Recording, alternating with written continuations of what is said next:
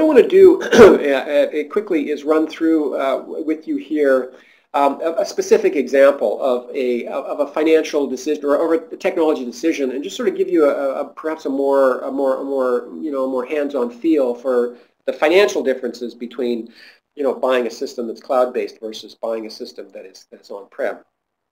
Let's use this example. Just imagine you may be, in which case this is good. If you're not, just imagine that you were a mid-sized manufacturer, and it's come time to replace your accounting system, your ERP system.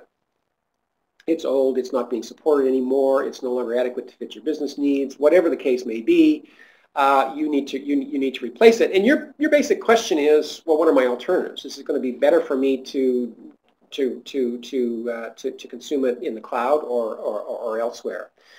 And if you look at it, let's just take this as an example. This is an example of what this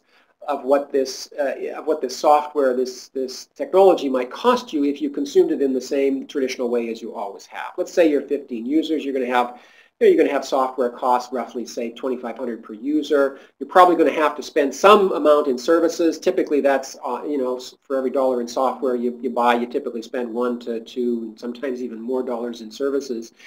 So that 15-user system is probably going to cost you somewhere in the $45,000 range in terms of services. You're going to have ongoing software costs. There's always maintenance or enhancement that you have to pay. That's going to be roughly 20% of the initial licenses. You're also going to have to buy hardware. You're going to have some servers. You're going to have you're going to have some operating software, and that's probably going to be in the $30,000 to $35,000 range.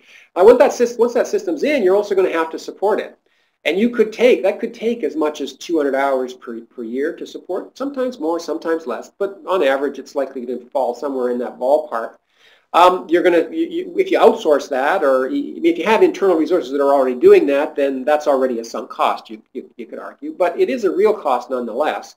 And if you have to outsource that, which more and more organizations have gone to outsourced IT models, that's probably going to cost you something in the range of $150 per hour.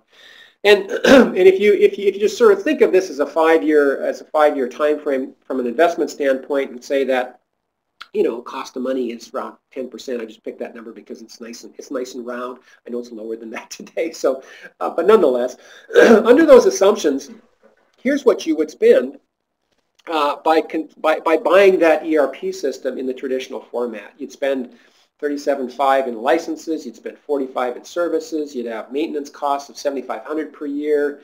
You'd have total admin and support costs of $30,000 per year.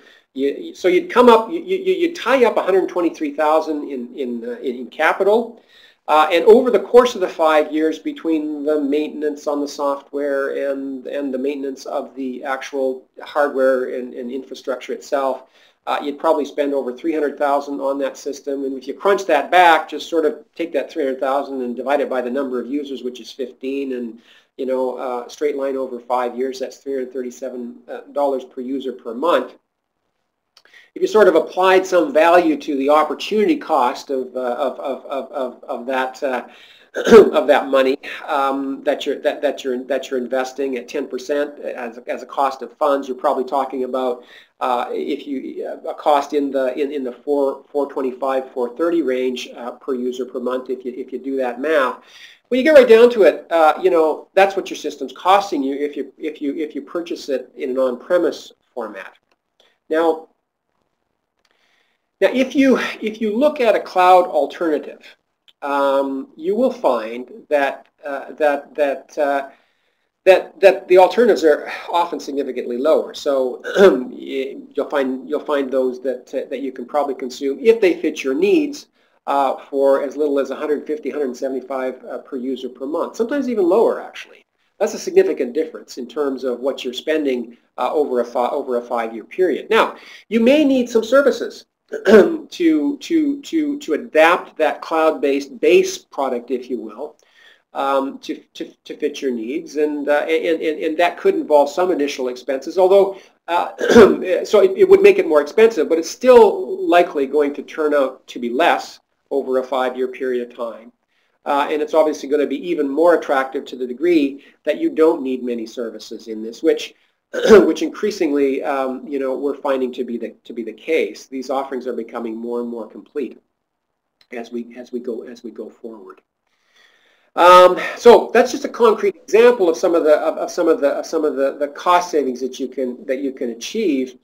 Rather than tying up $120,000, $130,000 in capital and spending $300,000 in total over the course of a 5-year period, you could spend, perhaps as much as, or perhaps as little as half of that in a cloud computing environment. That's a significant cost differential.